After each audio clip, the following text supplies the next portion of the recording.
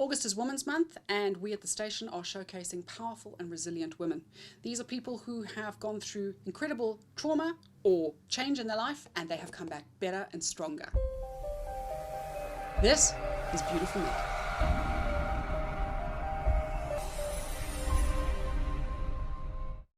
When you say rock chick, substitute, Cindy Alter has no substitute. Lead singer of Clout, she's gone through ups and downs and highs and lows, and she's come back at 62, fighting fit and even stronger.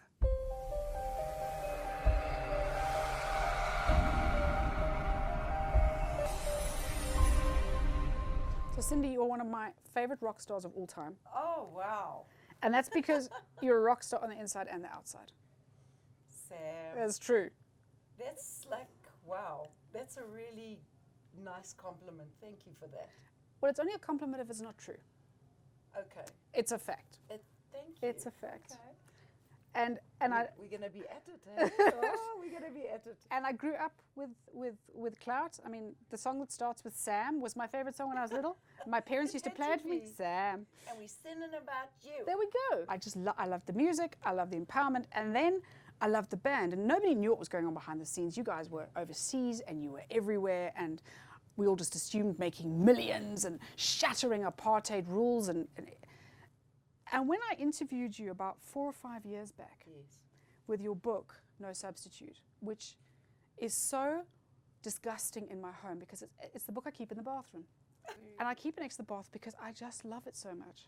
So it looks terrible. It's like all sort of watery. Happy to hear that. And I so love happy it. to hear that. And the reason I love it is because I don't think I've ever read anything by anyone which is so unashamed of the fall downs and the get-ups, and unashamed of taking responsibility for where it was you and where it wasn't you. And in a world where nothing is authentic anymore, it's just such a refreshing, awesome thing to have. So take me back right to the beginning. There you are, a youngster with a voice as big as Botswana. Embarking. You're cracking me up today. There you are, a young girl, voice bigger than Botswana. And it starts out, and from the outside, it is a dream come true. Yes. You're living a fantasy. Yes. That was never my goal, Sam, and I state this always. I wasn't a little kid going, I want to be rich and famous, I want to be a big star on a stage. This was a calling. This was music chose you when you were a little girl, and this is the route you're going to take. And the music just led me to where it was. I didn't try to find things to do. I would go to a coffee bar and say, hi, I play the guitar. Oh, sure, come and play, you know, and give me 20 Rand. And that was a lot of money. Nowadays, it's still a lot of money. Still a lot of money. I swear I can buy a box of eggs. Anyway, maybe.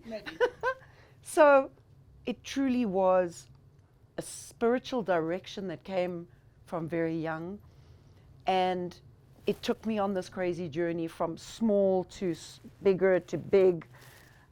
Always just following it because, as I said, because I love music. Music is my muse. And music is what I was destined to do and be. And there's a great purity in that, because as you say, it comes from inside. But there's not so much of a purity when you're out there on the world stage and somebody else is holding all of the Cards. Yeah. I had to learn that. I did not know that you could have so little control over your life. And I'm not a control freak by any stretch of the imagination, but when you see somebody else, I used to say it was like being a puppet. Someone was pulling the strings, and then they would put us in the box at night and just put us to sleep. And we just had to fold, and then they pull the strings again, and we came up and came to life. So we were used, and we allowed it because we didn't know any better. And how do you learn things if you don't get taught them? But don't you wish, because I know I wish, that all my life lessons had to be quite as big and expensive?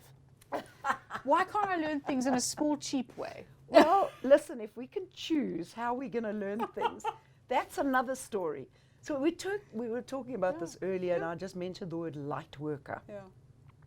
It's when you're on the side of light as opposed to the side of darkness. You know, you choose. So we didn't have a big shooting match with him. We didn't sue him. We didn't do all that stuff. We should have, but we chose not to. At the time, his wife was dying of cancer. This was our manager that had taken all the Clout money, as we know. And it's just, I always chose the other way, and maybe to my detriment. There are a lot of other artists out there that fought tooth and nail for what they wanted and said, I'm not taking this and I'm not doing that. And they got further, maybe, in some ways than I did. But you know what? I can live with myself in every possible sense of the word. When I look in the mirror, I know who that person is. So let's talk on the journey about that journey to get there. Yes. Because it's not a quick one. No. That hasn't been for me either. It wouldn't be. No, it isn't. You know, it's a lot of people say to us, oh, I wish I knew at 20 what I know now. But then how, if you've got it all at 20, then what else is there? Although I wish in learning it, you got something back from your 20s. So, for example, once you've learned surrender, you get your boobs back. You get your boobs back and they get I the would legs like back. that. Yeah, yeah. You know what? Hot damn, girl. Hey, it's a good idea. No, I like what you're talking about now. So, But we don't get those kind of rewards. no, we don't. We don't. It's like, you That's know. why there's still push-up bras Yeah. and really tight pants. I Okay. like that. Yeah, I rely on that. Yeah, so do I. Girl's got to do what a girl's got to do. 100%. When Mr. Gravity's unkind, you know, we have to fight it off. I refuse to give him a name. So let's go on that journey. So there you are on the world stage. You've performed all over Europe. You've performed in the States. You're a household name in South Africa and still are to this day. And now you've got no money. And the cohesion of the band is also, it's fractured. Totally Completely fragile and eventually fractures. Because the one girl says, I'm gone. She leaves, we get another guy in, and we think, feels like the home run. This is like we going to the home stretch, I mean. And then another girl says, I'm done. She walks, and I'm like, there's nothing left. There's nothing left now. So what is a person who's just been a pop star for a couple of years being told, you're amazing, you've got #1 hits, you're fabulous, and suddenly you are nothing. So now I understand. How old were you, sorry, when this, at this point? I was 22. Wow. So Clout started, I was 19, then I turned 20. 21, 22. I was actually just about to going on to 23. Okay. Young. That's young. It's very young. So I see. We never think that at the time. No, though. sure not. Because we know everything, you know, we're quite smart. But I look at stars today, the Biebers and the Ariana Grandes and all that, and they all bloody end up in rehab. Why? Because it's hard. And it's too much. It's too much, and it's hard. And I was young, and nobody looked after me. They at least have got managers and stuff. I'm not saying, poor Cindy, nobody looked after me. But I did not have anybody who had my back. It was all Not trial and one error. person had my back. And when Clout finished, they dropped me like a hot potato. It was almost like, persona non grata, don't go near Cindy.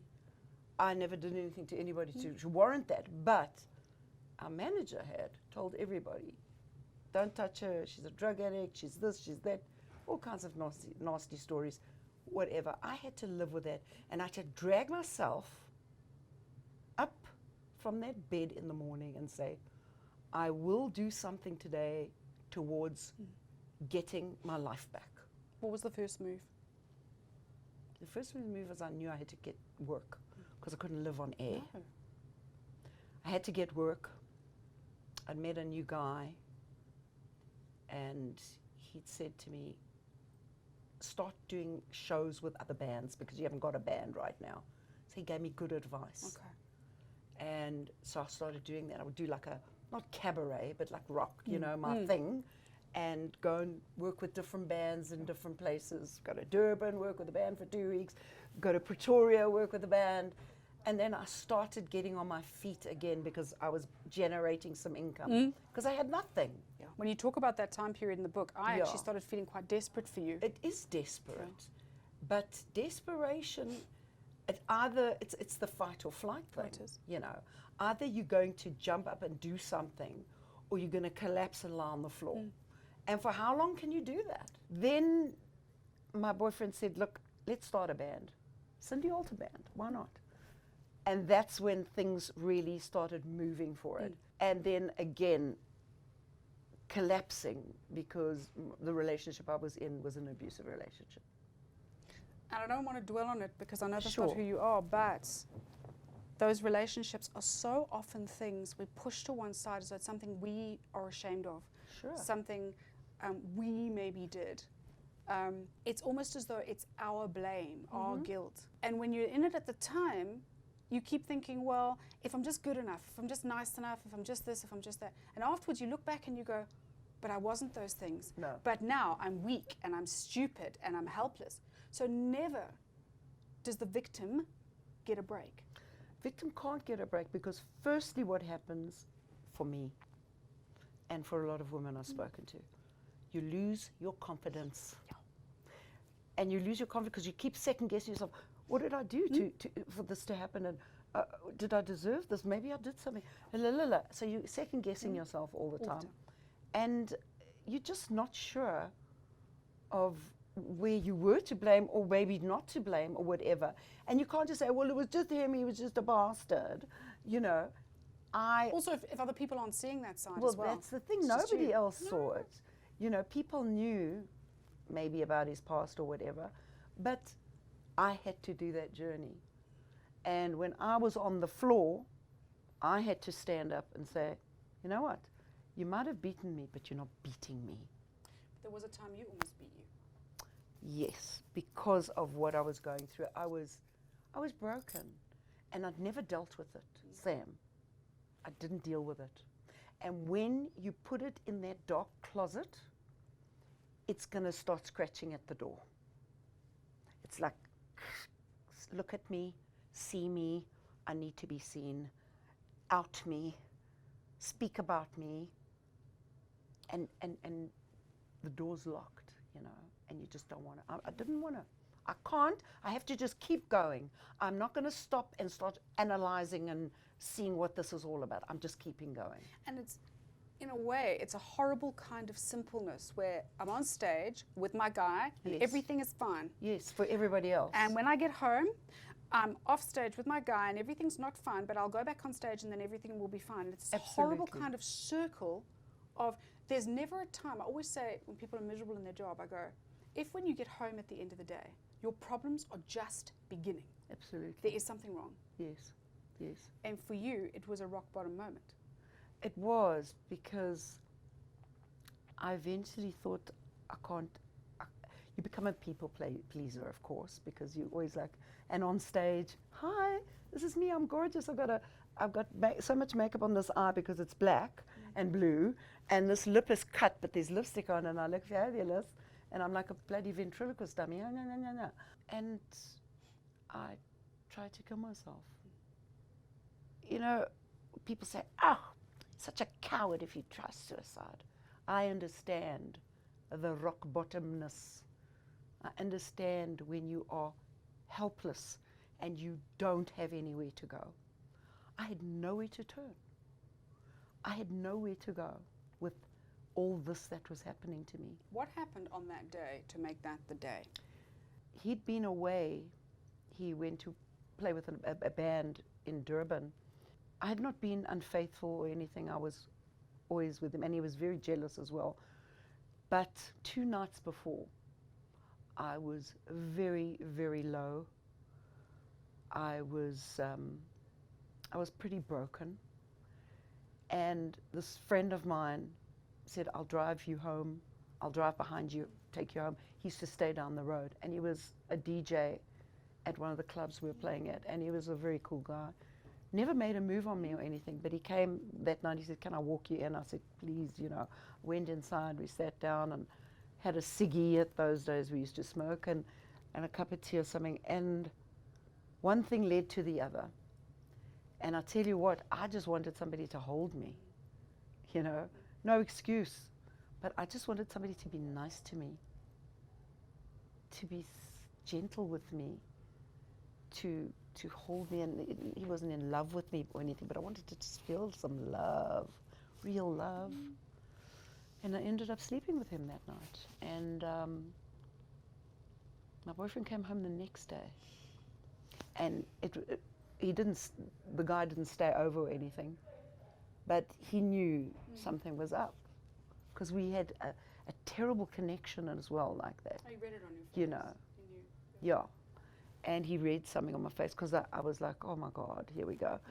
And he said, what have you been doing? And who's there? And who's outside? And because the guy had come past and just hooted. Oh, jeez, it was starting to get complicated. Anyway, so that's how it started that day. That, oh my God, and you've been unfaithful to me. And I was like, I'm sorry, I screwed up, but I'm done. I'm done with us. I'm done. No.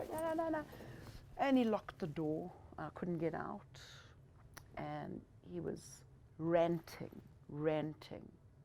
spitting on me. Just how disgusting I was and all the bad stuff. And I think I lost my mind a bit. I must be honest. I went into a weird place. A place where I was completely suddenly detached from myself.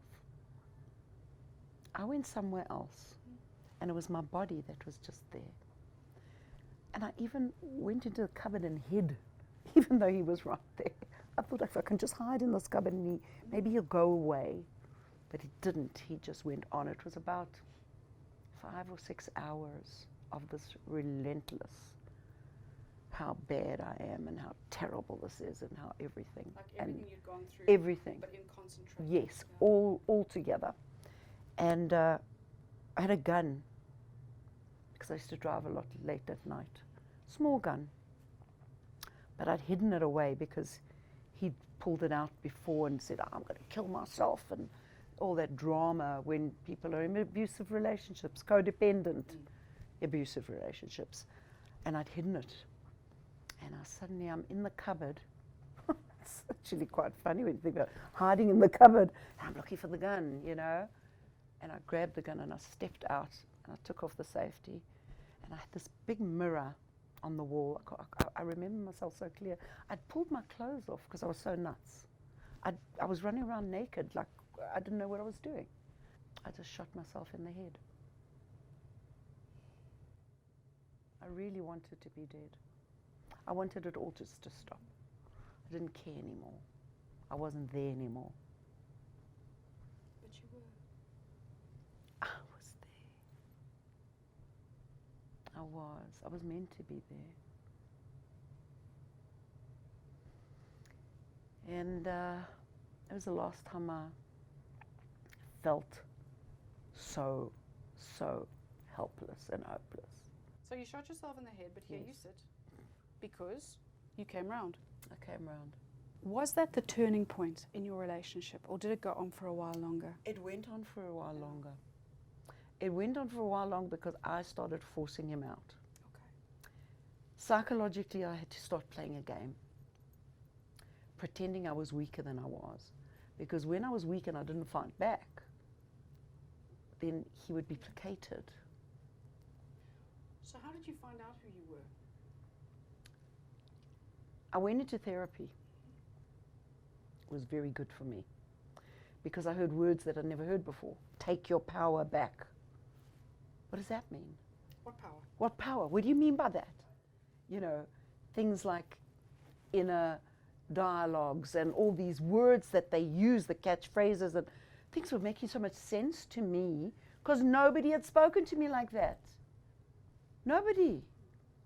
And this woman was smart and she was plugged in and she could see where I was going. She challenged you. And she challenged me. She did. She said, come on, you know, like step up to the plate here. And I'm not saying be that stoic person. I'm asking you to be very real and to just open up. That was the thing for me, to actually open up and tell somebody about what happened to me. You fought off a bad manager, metaphorically. Yes, You fought off a bad relationship, yes, 2 suicide attempts. yes. And as you are alone and things are starting to fall back into equilibrium, you had to fight yourself Yes, I did. because you got sick. Yes. And we had a chat Yes. about what being sick meant. I'd like to go back to that now. For me, when I was told I had cancer, leukemia to be exact, leukemia in adults is very bad. This was something I had to do on my own, even though I had doctors, people visiting, etc., etc. I had to sit in that room with cancer every day for as long as it took. What a great bedmate, hey? Crazy bedmate, okay? Because he's out to kill me, and I ain't gonna let him. Because this time it mattered. This time it mattered. This time I wanted to survive. I wanted to do my best to survive. I must say one thing that really helped me is that my years of doing yoga. I can believe that. My years of doing yoga, I was just able to just sit quietly and breathe. I'm in this position and I'm going to have to hold it as long as possible. As long as I can. And that's all there is to it. So whatever it is that can calm you, whatever tools you need to use, everybody uses different things. That was good for me. And not only did you survive, it's 16 years now. I'm 16 years clear. I believe it's cured, yeah. They say after 10 years, they You're call rolling. you cured, yeah. And here we are. We're talking again, I know, right? Sham. So what now? Because you certainly haven't hung anything up and knitted a sock. I still can't knit. I'll teach you. Will you? I will. I've heard it's very therapeutic. So you're not knitting, No, I'm not knitting. and you are still singing, I'm still and singing. you're still rocking on. I'm still writing. I still feel I have a lot of things to do. I feel like I've got encore careers coming. Encore, encore. Okay, I've got another one. Oh, I've got another thing to do. Just about to record a new single That is so cool. with a really nice record company. Cool guys, independent Yeah. guys. And I'm like, yeah, you know, keep doing what you love for as long as you can. What So- demons do you think you have left to face? Or do you think you faced them all down? I don't think we ever face them all down. I got to be honest. Because if you say, I've learned everything there is to learn and I know everything now, then you're a liar. And you're fooling yourself. I'm better with how I see myself, Yeah. you know, and accepting this is where I am now. I might be better in 6 months. I might not be any better. I might be just where I am. And I think it's like being at peace with what you got. Still having goals and dreams and stuff, because I haven't stopped that. But I'm not chasing as hard as I used to. When I talk to women and men, but mainly women, there's that feeling I think you get midlife, because I see it a lot, where it's, well, we're here now, and I've wasted my time. I didn't, record the record. I didn't get the job. I didn't go on the trip. I didn't have that boyfriend, and now it's over. And you have fought back, and people listening to this, some people will be like, wow, I instantly need to climb a mountain. Yeah. And others will go, Goody. well, it's easy for her because she had this great voice. She always had this talent, always carried her through. So without losing it, because I would, for people who are hiding behind that, because I think that's hiding, what do you say to them? I believe in people should do what they're capable of in any form. If you feel you can climb a mountain, go and climb the damn mountain. If you look at yourself and say, I can't climb a mountain, doesn't mean you're deficit in anything. Doesn't mean, oh, well, you just let it all go, didn't you, because you didn't climb that mountain. Because there again, it's like that harsh judgment of a life less lived. And who's to say it's a less lived life? Exactly. Who's saying this? So I believe we should be comfortable with whatever we're doing. But I do believe we should challenge ourselves. And just, I believe whatever you want to do, go and do it. And if you just like to knit and stay at home, play with your dog, 100%. As long as you're happy, but do not get to 90 and say, oh, I should have. Because the shoulda, coulda, wouldas are the things those are brittle. You're amazing. Thank you Thank so much. you. That was brilliant. You asked the right questions. No, Wow. you had the right answers. Thank you, Sam. Thank you, Thanks for Cindy. having me here. Hot 91.9. Playing the best old school and R&B.